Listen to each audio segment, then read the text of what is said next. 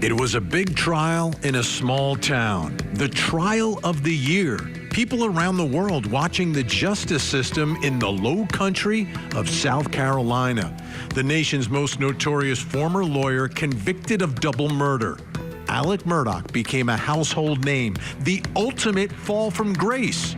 Millionaire attorney from a prestigious family to fraudster, con artist, and killer. But now, in the aftermath of the verdict, the focus has shifted from Alec to a woman named Becky Hill, the court clerk, the county official who was in charge of managing the jury through this super high-profile trial. First, it was allegations of jury tampering by Hill, then more allegations of unethical behavior, including the book she wrote. So what exactly is going on in the Low Country? Tonight, we speak with Fitz News, who has been breaking news on this investigation. Then we get reaction from Becky Hill's friend and co-author, Neil Gordon, who says these allegations are wrong. What's the truth? And what does this all mean for the murder convictions? Tonight, we answer those questions as we continue our investigation into the convicted felon, Alec Murdaugh. I'm Benny Politan. Great to have you with us here on Closing Arguments. You watched it here on Court TV. The world watched it here on Court TV. The trial of Alec Murdaugh. And this double murder conviction, you know, we watch a trial, we say, okay, yeah, it was pretty easy, it was straightforward, we understand, yeah, it was obvious. Well, no, a lot went into that investigation, that prosecution, that conviction. Tons and tons of hours by investigators, tons and tons of hours by lawyers. First trying to figure out what happened, and then trying to figure out how do we prove this beyond any and all reasonable doubt. So there was a lot at stake and a lot invested, but prosecutors were successful. Alec Murdaugh was convicted of the double murder. But now the question is, was there jury tampering? And that's really on the front burner now in this case before you even get to the appeal, because the appeal has been held up pending all of this information regarding the allegations of jury tampering, that the court clerk, Becky Hill, was somehow influencing the jury or having inappropriate conversations or making inappropriate statements to the jury. Now, during the course of a trial, jurors aren't allowed to talk to anyone about it. Anyone. And if they do, they have to report it to the judge. Then the judge, with input from the attorneys, decide whether or not that juror can continue. But in this case, the allegations are that there was tampering that was not reported. And it's Alec Murdaugh's defense team that's saying, yes, this took place, this happened. We have the affidavits from the jurors who told us what happened during the course of this case. And in those affidavits and in those allegations, they are pointing the finger at Becky Hill, the court clerk, for doing things that were inappropriate, making inappropriate statements. And again, this is significant because of everything that went into that conviction, that investigation, that trial. If in fact a judge at some point next year determines that there were inappropriate statements or conversations or some level of tampering with the jury, that conviction will be overturned and we'll be back to square one. The presumption of innocence then goes back on Alec Murdaugh for the double murder, and we will have another trial. So there is a ton at stake here. Now, Becky Hill, the clerk of the court, is now under the microscope, and it goes seemingly beyond these allegations. It's like everyone's sort of gunning for Becky Hill, the defense, for obvious reasons. They're looking for a way to get a new trial for Alec Murdaugh, who was convicted of the double murder. But it seems there's other things at play down in the Low Country. So a lot of this has been reported locally by Fitz News down in the Low Country of South Carolina. And I spoke with Will Folks from Fitz News about this earlier today. Take a listen.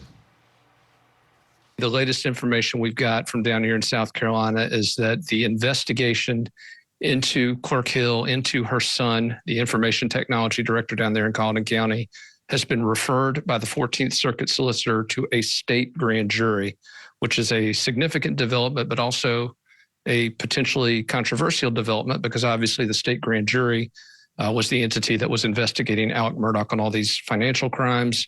Creighton Waters is the lead prosecutor for that entity, obviously someone with a stake in the verdict, the guilty verdict on the double homicide.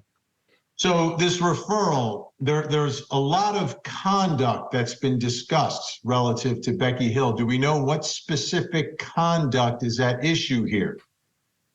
You know, we don't. All we know at this point is that according to Solicitor Stone, anyway, he expects the ethics complaints that have been filed against Clerk Hill, and there are two of those that were filed with the South Carolina State Ethics Commission. Both of those, we have been told, will be submitted for criminal prosecution, and obviously that would then fold into the grand jury if that is accurate. But yeah, the solicitor confirmed to us today that those ethics complaints against Becky Hill are going to be part of that grand jury investigation. Okay, what do we know about the ethics complaints? First, do we know who was making the complaints? Right. The complaints were submitted anonymously. We know that they were submitted by two employees of Colleton County. Don't have the names. There's obviously been a lot of discussion about who submitted the complaints, but you know what we've tried to do is simply base our reporting on what was alleged in these documents. And again, as you probably followed this saga as close as anybody, you know that this Murdaugh story has inspired a lot of strong feelings. There's been a lot of factionalism, and I think too often people have zeroed in on it sort of being like a team sport rather than what it should be, which is a search for justice. And you know, you had Joe McCulloch on your show a while back, and I think some may argue he had picked some sides on this, one of the prominent attorneys down here in South Carolina, but he said something that I think people really should keep in their minds as this story moves forward. The only thing we need to be invested in, again, is the truth, is justice. And so, you know, yes, I do think it matters who submitted the complaints, but ultimately it matters a great deal more what's in them. Now, can you list for us, kind of go through point by point what some of these allegations are in these complaints against Becky Hill? Certainly. In the first complaint, the general allegation is that she used her access to the Murdaugh trial, essentially as an elected official, to enrich herself via the publication of her book. Essentially, that she would have never had an opportunity to do that were it not for her official position. That's generally the basis of the first complaint. And there's some ancillary details in there involving, you know, some alleged court tours that money was taken from.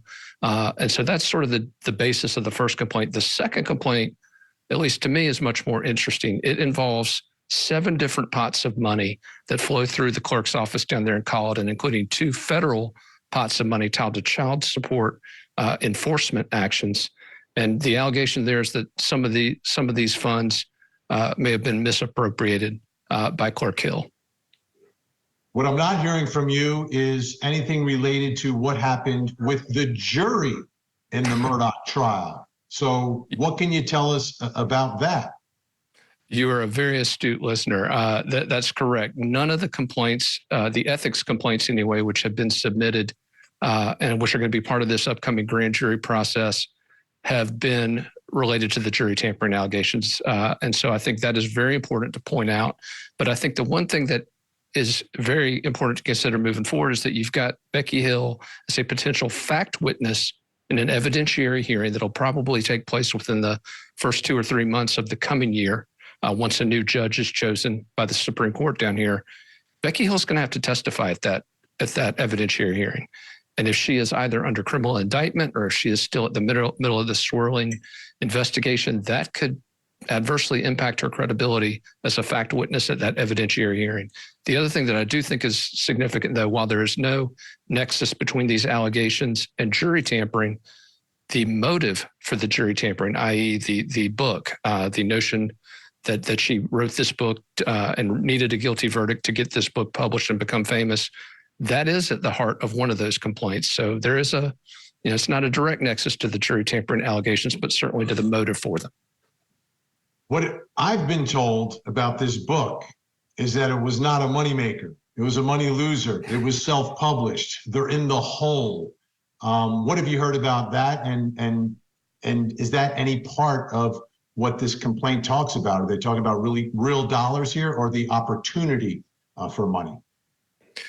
Yeah, that's a great question. I have no clue what the finances of the book are, whether it's done well, whether it's done poorly. I can't imagine it doing poorly given all of the attention that has been focused on it over the last few months. And certainly a lot of folks I've spoken with have read it, have bought it. I've got my own copy of it. So I would be surprised to hear that it was a net loss. Certainly the folks who published it could tell you that better than me. But I do think that the key question isn't whether the book made money or didn't make money. Again, it's whether or not the guaranteed right to a fair trial was in any way, shape, or form compromised. And if it's proven that it was, guess what? We got to do this again. Yeah, the jury tampering is serious. That's absolutely serious. Even if it didn't necessarily influence anyone, just the opportunity that someone is speaking with the jury during that process, we've been saying that from the beginning, is a real issue. A lot of times defense attorneys have issues that aren't real. This one is real. So what's your take here? You guys have obviously been on this story all the way from the beginning, but where we are now, where it seems like it's getting very personal with many of the folks down there, people who are podcasting, people who are reporting, people who are giving opinions, people who are being accused of things. What are your thoughts about the way all this has sort of played out?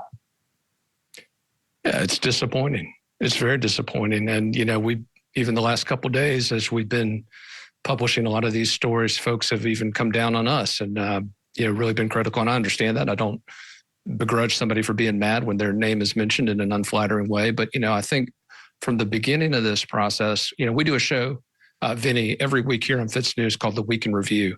And myself and our research director, Jen Wood, both of whom really got to know Becky Hill very well during the trial and before the trial. We've talked about how difficult this is for us. Becky's a friend. She's somebody that I think everybody that covered that trial got to know, came to like, came to respect. And so, the thought that there may be some substance to these allegations certainly doesn't give anybody pleasure. And that last point, I think, is significant because, everyone down there that met her, I haven't heard anyone say anything bad about her other than the defense attorneys in their press conference, and then these anonymous ethics complaints against her. But when you ask people, oh yeah, we like her, nice, she's great. That's why all this is so confusing. Now, as you know, in every story, in every trial, every case, whatever we cover here, there's at least two sides to it. So let's take a look at the other side of all this. Excuse me. Joining me in Augusta, Georgia tonight, Becky Hill's co-author of that book, Behind the Doors of Justice, Neil Gordon, joins us tonight. Neil, I'm just going to take a quick sip of water. Here we go. I'm ready. I'm going to join you. Good. I'll drink to that. You drink to that. Okay. So you just heard my interview that I did just about 2 hours ago with Fitz News, and my understanding is you're upset with the way all this is being portrayed, the way this is being reported. So what's your side of this, and what did you want to tell us tonight? Because we want to cover every side of every story. Well, appreciate that, Vinny. First and foremost, besides being Becky's co-author, I'm the husband of Melissa Gordon, who took care of the photography. And I was very, very upset, not only in Will's publication, but also TikTok Lori with her rants the other day.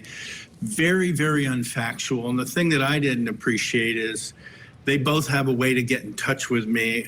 We had booked Becky on Will's podcast right after the trial. So for him to, even though he said the word allegedly, the truth of the matter is these allegations that were made by, again, this anonymous person, anybody can complain about anything. He says they may be ex-employees. Well, okay, that may tell you something right there, but I just want to read to you the things that were said that are completely false.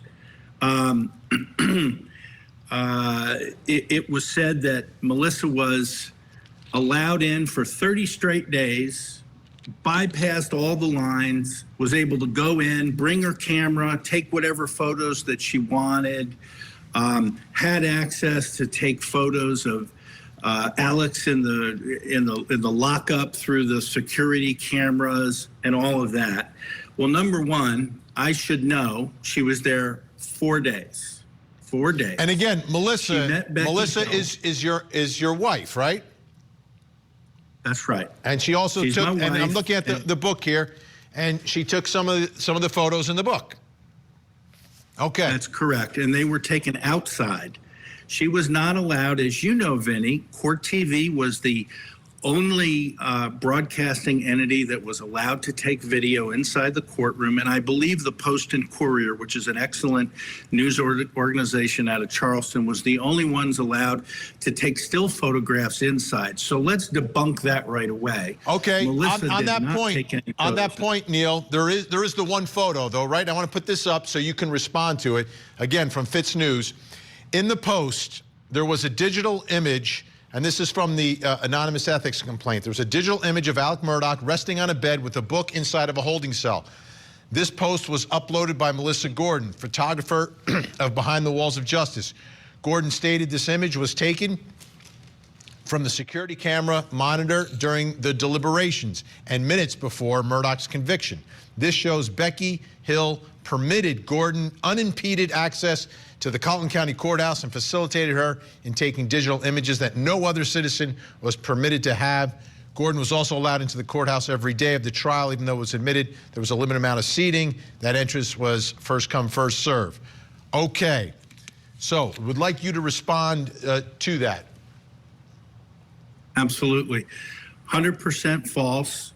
Not given any special privileges, waited in line at 4 o'clock, 5 o'clock in the morning like everybody else, was there a total of 4 days, had to leave her phone and her camera in the car, took a selfie, as I told you, on September 5th after the ridiculous press conference that Dick and Jim had, which is being proven to be nothing but a puff of smoke.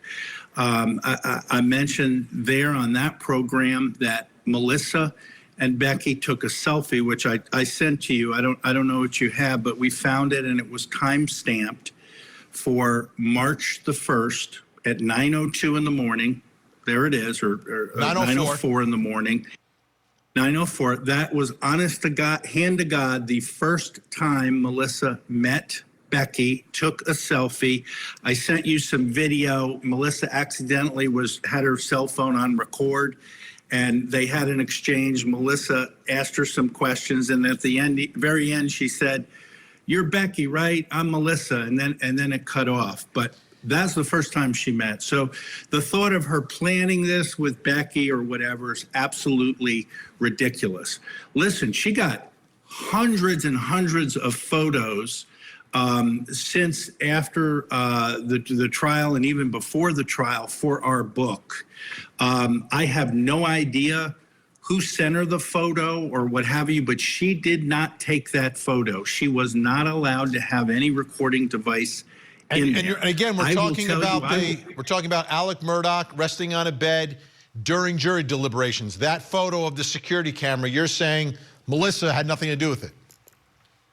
Nothing to do with it. Now, I will, full disclosure, I was the one that was calling the shots on what photos we should put on social media. And I thought it was fascinating, Vinny. I mean, here he was reading a true crime book, laying down as if he could be having, dinner in his living room as he did for years, and just awaiting his fate. And I just thought it was so interesting. I put it up there, and some people thought it was poor taste.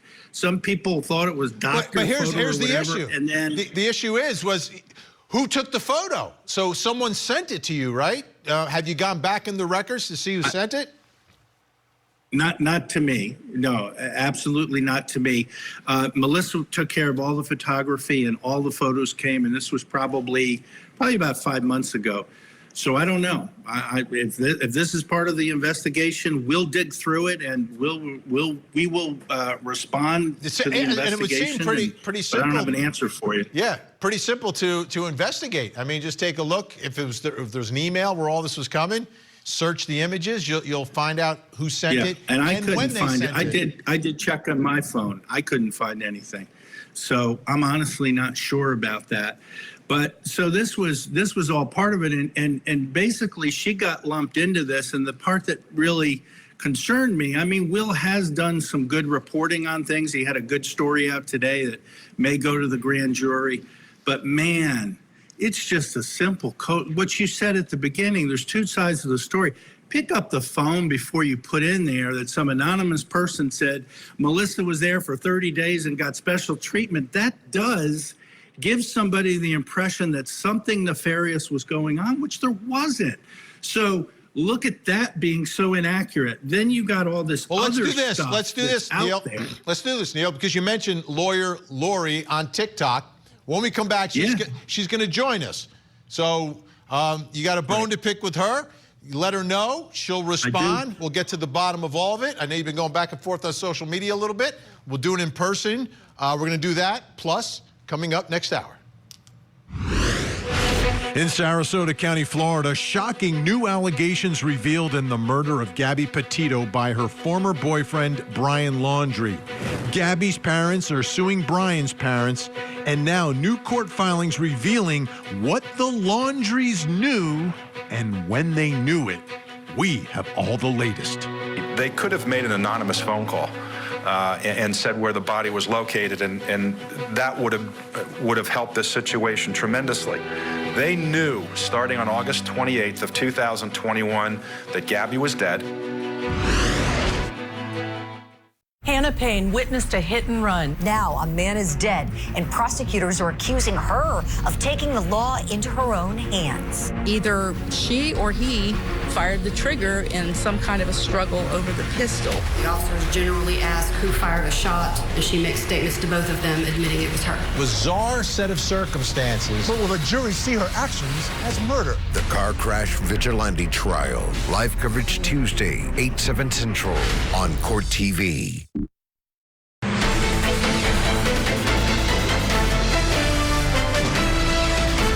Now, there's been a lot of talked about whether Alex should have taken the stand. I can assure you, when we considered what factors and what we should and should not do and considered whether he should take the stand, we never considered the likelihood, as reported to us by the jurors, that the clerk of court would go in to the sanctity of the jury room before he testified and tell the jurors, don't be fooled by his testimony, watch out for his body language. And that is what the sworn testimony that we have filed in court today says. That's the genesis of all the issues involving Becky Hill. Now, the ethics complaints from this anonymous source indicate other things, but this is the big one. This is the big one. You're the court clerk. Did you somehow interfere with the jury situation, jury deliberations? And she has filed affidavit saying, no, I did not. Completely denies all of it, but there's going to be a hearing next year on all that. In the meantime, let's bring back in our guest, still with us, Neil Gordon. He is Becky Hill's friend, co-author of the book. Joining us tonight in Columbia, South Carolina, criminal defense attorney Lori Murray. You can find her at Lawyer Lori on TikTok. And in Charlotte, North Carolina, host of the podcast, The Murdaugh Family Murders Impact of Influence, which is also in the middle of all this, Matt Harris is with us. Great to have everyone here. Okay, Neil, I wanted to get you guys together. Explain to us the why you're upset with Lori. I just think, you know, maybe I'm old school like Will that's been in, like Mr. Harris that's been in, you know, mainstream radio and TV news or whatever. Maybe it's different if you're an influencer like Lori on TikTok or whatever, but I still believe there's a responsibility that you have, particularly when you're an officer of the court as an attorney, to speak in a manner that is professional, with professional conduct, and to do your best to tell the truth and not hide behind the fact that somebody anonymous has made all of these allegations. I said it's alleged and think that that's okay. Real people are on the other line. I've just explained how blatantly false what Lori and what Will said occurred as it relates to Melissa being tied into this. I also don't appreciate 15 F-bombs and, substitute the word crap, and many of it around my wife. I don't appreciate that kind of language. And you know what's really surprising, Lori, is you have a wonderful rating from your clients, 4.9 out of 5. I checked you out. Your clients must be really happy. I know you got 660,000 followers, but I don't know how the hell you sleep at night with that mouth and how you talk to people. It's really, really unfortunate, and I don't appreciate it. And in the immortal words of Will Smith, I'd like you to get my wife's name out of your mouth, because you don't know what you're talking about. Certainly related to my wife. Your turn. Are you done? Great. Thank you so much. I think so for now. Oh, you're welcome. Okay. Well, because you've said a lot. You've said a lot. Oh, no, I think you're quite done. Anyway, let me just say this. There is none of this that I said. First of all, I have a First Amendment right to freedom of speech that you seem to have forgotten about. But also, none of this was about you. This was about Becky Hill. You have made it about yourself. You have inserted yourself into this. You've inserted your wife into it. Don't interrupt me, please. Let me talk. I'll let you talk. You've inserted yourself into it because what I did was talk about the complaints that were made against Becky Hill, not the complaints that were made against your wife. Nobody said your wife did anything wrong. But in an effort to garner attention and bring this all back to the book, the terrible book, which that's really, let's be honest, that's why you're mad at me, because I've said your book is bad, and it is bad. But not at all. This is the whole problem. This is why you're upset. This had nothing to do with you. I never talked about you. I never talked about your wife. This is about the allegation against Becky Hill. And you've inserted yourself in there, and you've called me names on social media just as well in a private group so nobody can see it, so I can't respond to it. So you've done all of this behind closed doors, trying to hide behind a wall. And, I've never cussed at you. I've never cussed at you. You did in your email. Yes, sir, you did in your email. And I can pull it up. What I said was, you can, and I repeated what you said. I did. I repeated what you said, just what you said. All of this goes back to All this goes back to whether or not Becky Hill gave you special access and gave your wife special access. You did not answer the question as to where that picture came from. And there are records, the internet lives forever. It's going to come out that you or your wife, one, was the first one to post that picture and nobody else had access to it. That's against the ethical rules. So that's one. So it's going, that's out there. I'm pretty sure that we're going to see that. That's an allegation that I am making. It could be wrong. It could be, it's unproven, but it's an allegation. That's what those are.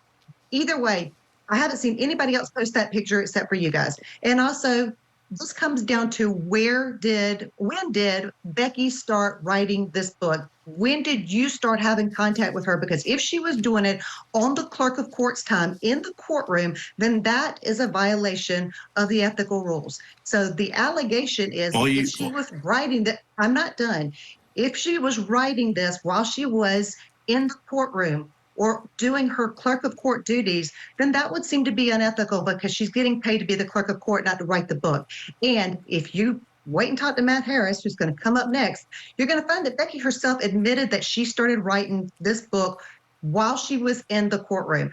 And sir, if you want to tell me that you did not have any part in writing this book before this trial was over, I welcome you to submit your phone records. Pull them out there. Let's see your phone records as to when you started talking to Becky Hill. I'd be happy to. I don't know how many times I have to tell you, I did not meet Becky or speak to her till after the trial. I never went to the trial.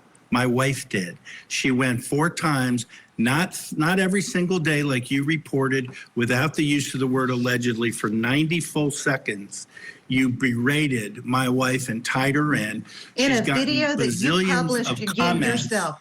In a video that you reposted, sir. You reposted that video. You can't come back at me for a video that you reposted and put out there for everybody to see. Because again, it's all about publicity for your book. Absolutely. All right, let's do this. Let's do this. I want to show people.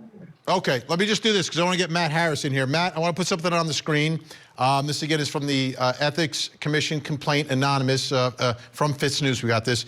She admitted to formulating the plan to write her book when she heard the trial would be held in Colton County. She also admitted to meeting Melissa Gordon at the beginning of the trial and discovered she was a photographer. Gordon was soon hired to be the photographer of Hill's book. This information can be found by listening to the podcast Impact of Influence, episode 130, a behind-the-scenes look at the Murdaugh trial.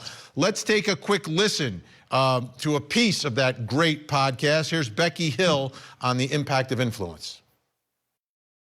I think I first got the idea to write the book when we were preparing for the trial about 4 months before January of 2023, when we heard that the judge had ordered the trial to be fast-tracked and that it would be held in January. The idea came, and when the trial ended, I took 2 weeks off and to wrap my head around life and getting back to a normal kind of pace. And on the third week, I said, I really need to put this into writing. And that's when it happened. I connected with Neil Gordon, who lives in Augusta with his wife, Melissa, who's a photographer. And she had been to Colleton, and I met her on like the second to the last day of the trial. She and I immediately bonded, and we exchanged names, numbers, and she was telling me a little bit about her husband and the business that he was in. And so we connected about that third week in March, and the idea for the book became born. And I wrote furiously from the end of March until June, probably June the 1st. All right, Matt Harris, you spoke with Becky. What's your take on this whole situation? I think some of the stuff that's getting lost in the weeds is the big argument about whether or not, like, she got special treatment, the photographer or his wife, to get in. I mean, really, that's a small potato thing. That's the least of Becky Hill's worries right now. And I'm not saying she did anything wrong yet. We don't know. It's all going to come out in the wash eventually. But that is a tiny little bit of what's potentially out there if she gave her special treatment or not. And I think kind of got hung up on that. But there's no doubt that Becky Hill said she was thinking about writing the book as soon as it was announced that it was going to be fast-tracked to Colleton County. But she doesn't say that she hooked up with the Gordons until later on. And when she hooked up with them, I don't even know if that's really the major issue right now. We've got a whole bunch of other things swirling around her as to things that are questionable with the jury or whatnot. But there's no doubt she was thinking about the book long before or at least before the trial began. Well, I think the connection that the defense is trying to make is that she's writing the book. She's giving access to someone. These are the allegations. Again, just allegations that are being denied, right? Yeah. Okay. That and this is from the defense is saying she's writing this book. The book is only good if he gets convicted, so she's going to influence the jury to get the verdict that she wants for the book, and they're trying to put that all together. They are. So that's why each piece, I think, is significant, and why each piece you have to get to the truth of it. Right, you do have to get to the truth of it, because that's the job of the state. I mean, they are the ministers of justice. They are not the ministers of we win at no matter what cost. And I think what they're going to run into is any of these allegations end up being true or proven, or she gets indicted or things like that. That is the state's only witness against these other jurors. Now all of a sudden, if these things come to fruition, I'm not saying that, now you have your only witness as to I didn't talk to the jury as being someone who may be less than credible. So at that point, do you say, let's not even bother with the evidentiary? Because it's just her word, this person who's been proven to be not credible, who's been telling lies, versus this juror. Now, again, I'm not saying Becky's guilty of anything like that, but if all that stuff happens, then it seems to me they might just say, hey, let's just do the new trial because our only witness has got a lot of stuff going on here. All right, and we've got a lot going on right here. So before we run out of time, I'll give everyone like another 15, 20 seconds to kind of make your final points. Laura, you want to go first? Sure. I agree with Matt. These are allegations against Becky. This is a complaint that was supposed to be anonymous. The complaint was given to two different people, the person who wrote it and to Becky Hill. So if it has been leaked, it was leaked by one of the two of them. I have seen it. I have a copy of it. And so, of course, did Fitz News. But the issue again here with Mr. Gordon is that he is blaming me for talking about the allegations against Becky Hill. You lack standing, sir, to come at me. I was talking about Becky, not about you, but you've made this about yourself, and that is where we have a problem. I'm sorry you disagree with my use of words. I have colorful language, and I don't apologize for that. I can clean it up just like I can bring it down. So I don't apologize for it. That is who I am, and I have first amendment right to say my words. Well, you're an officer of the court, and there are professional standards and conduct. And I've sent your little rant onto them at the Supreme Court in South Carolina. I hope you get sanctioned, because you've really lost your way on that. And clearly, that little podcast showed what I've been saying since I was on the program back on September the 5th, which is. Melissa met her on March the 2nd, March 1st. It was time-stamped. She was there a total of 4 days. Becky did write some material or think about material during the trial, and then contacted me 3 weeks later, which is exactly what I said. And then we began writing. I don't know how much. Well, you keep saying that I did this before and this was all planned. That's garbage. You don't have your facts straight. No, sir. I didn't mention you at all. Your name didn't come out of my mouth. Your name never. We're going to have to leave it there for tonight. Get my wife and I are one. I don't know if you're married, but we're one. Okay, let's leave it there for tonight. We're out of time, Lori. Lori, we're out of time. We'll say goodbye to everyone. There we go. All right. Thank you to everyone for speaking your piece. Neil Gordon. The book is Doors of Justice, the Murdaugh Murders, Behind the Doors of Justice. Lori Murray, TikTok, lawyer Lori on TikTok, and of course, Impact of Influence, the podcast. We'll speak again, folks. We'll do it again.